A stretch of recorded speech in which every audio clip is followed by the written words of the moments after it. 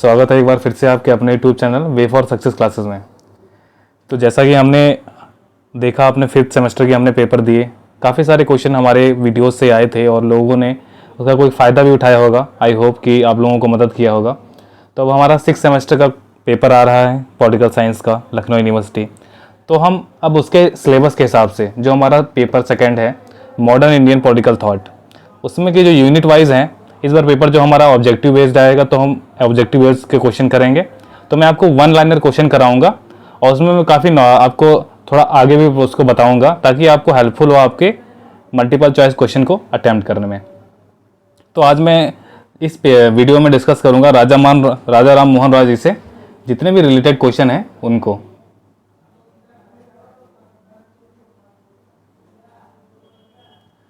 तो आगे इसी से हम डिस्कस करते हैं राजा राम मोहन जी के क्वेश्चंस को। Who is the father of Indian renaissance? तो इंडियन रेनेसांस का जो फादर है उसे किसको कहा जाता है? तो राजा राम मोहन जी को कहा जाता है। और next question is who is the father of modern India? The father of modern India is Raja Ram Mohan Roy. Who is called the morning star of Indian renaissance? तो morning star of Indian renaissance किसे कहते हैं? तो ये भी राजा राम मोहन राय जी को कहते हैं। When did Raja Ram Mohan Rai was born? राजा राम मोहन जी का जन्म कब हुआ था?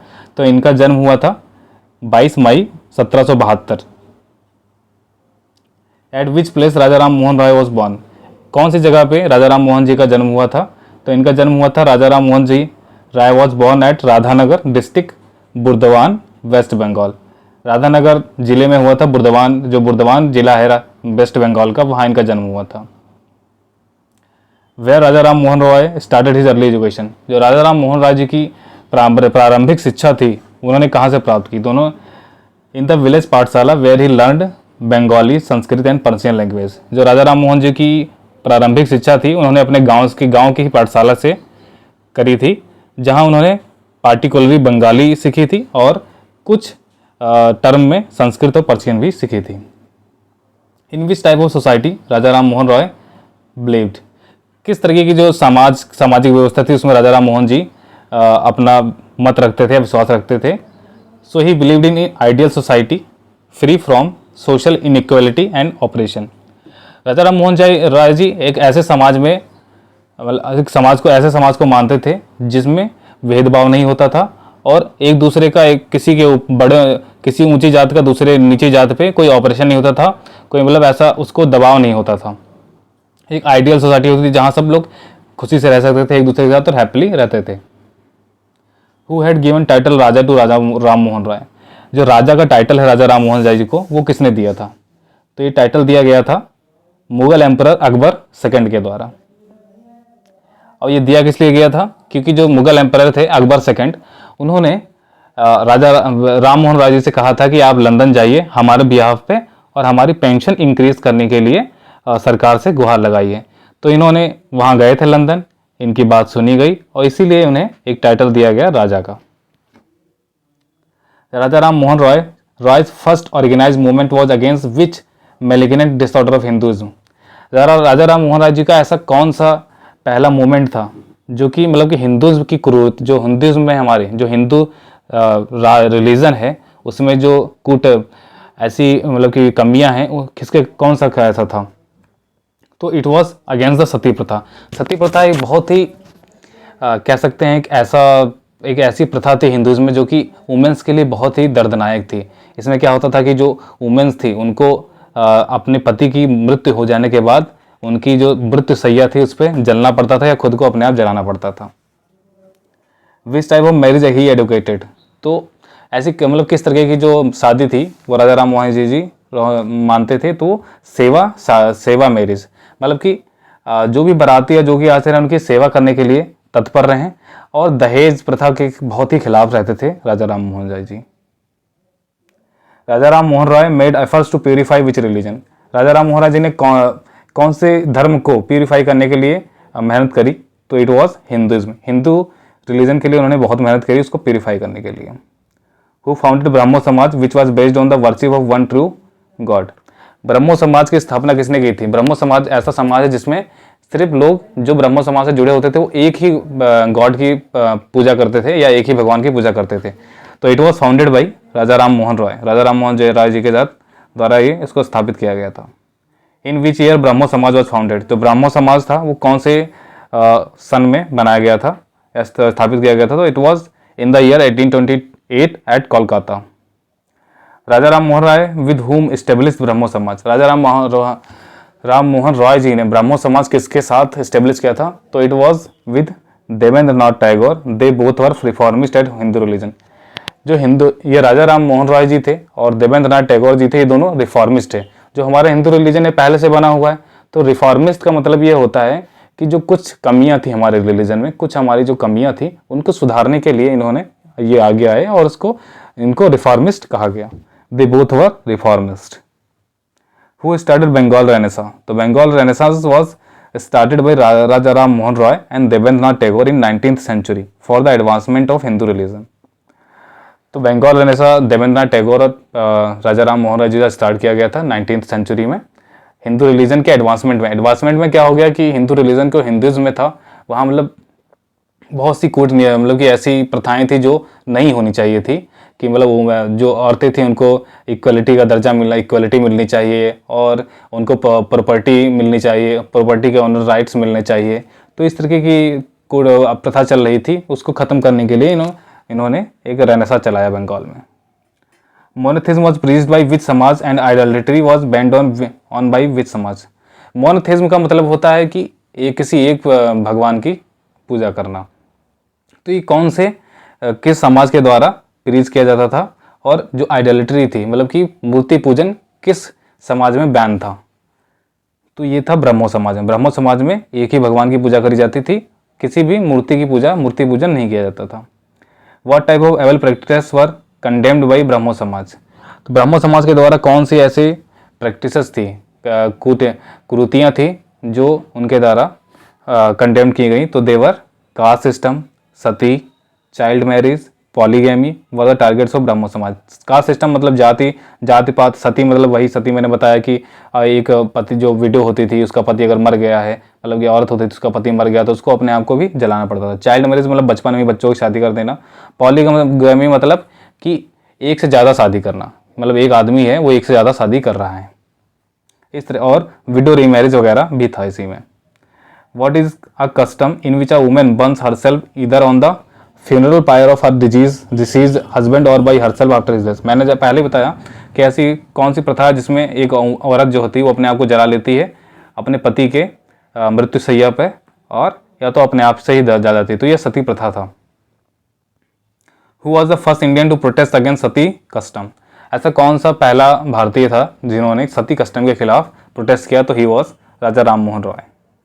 इन which year Sati custom was एबोलिश्ड, तो सती कस्टम जो था कौन से सन में एबोलिश हुआ था? तो it was in 1829। Which governor general of India abolish sati custom, so sati custom was abolished by Lord William Bentinck and by this law it sati became illegal and culpable homicide.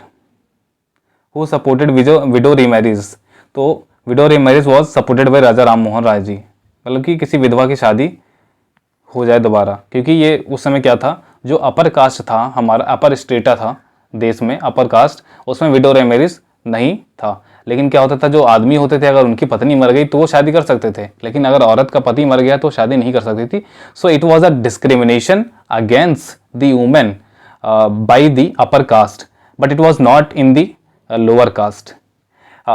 और इसके अलावा मैं अभी बता देता हूँ कि जो विडोज होती थी अपर कास्ट में, they were have to cut their hairs, they were not allowed in any auspicious functions to attend, and they were kept away and they have to wear white cloths. Who is the creator of modern Bengali prose? So Raja Ram Mohan Roy is the creator of modern Bengali prose. What Raja Ram Mohan Roy wanted for his countrymen? He wanted his countrymen to be rational and scientific in approach and follow the principle of equality of men and women. राजा राम मोहन राय जी अपने देशवासियों से क्या चाहते थे? तो राजा राम मोहन जी अपने देशवासियों से ये चाहते थे कि दे शुड बी रैशनल, मतलब कि कोई भी अगर चीज़ सोच रहे हैं तो रीजनिंग होनी चाहिए, उसमें कोई एक साइंटिफिक अप्रोच होनी चाहिए उस चीज़ में। और उनको वो चाहते थे कि हमारे जो देश में लोग हैं वो प्रिंसिपल ऑफ इक्वलिटी, मतलब कि औरत और आदमी में कोई भेदभाव ना करें और उसको फॉलो करें, प्रिंसिपल ऑफ इक्वलिटी को फॉलो करें। Who wanted the introduction of modern capitalism and industry in India? So modern capitalism और इंडस्ट्री कौन चाहता था कि हमारे देश में इंट्रोड्यूस हो? सो it was Raja Ram Mohan Roy. Who wrote famous work gift of argument against belief in many god and for the worship of single God? तो ये कौन सी क्या ऐसी मतलब ये किताब किसने लिखी थी? Gift of argument against belief in many god and for the worship of single god. So it was written by Raja Ram Mohan Roy ji in 1809 in Persian language. In which year widows remarriage act was passed? So it was passed in 1856. जो window remarriage act था वो draft किया गया था Lord Dalhousie द्वारा, लेकिन Lord Dalhousie उससे पहले ही चले गए थे, रिटायर हो गए थे और लॉर्ड कैनिंग आ गए थे जिन्होंने इसको 1856 में पास किया था। Who is called the father of Indian journalism? तो भारतीय इंडियन जर्नलिज्म का फादर किसे कहा जाता है? तो इंडियन जर्नलिज्म का फादर राजा राम मोहन रॉय जी को कहा जाता है।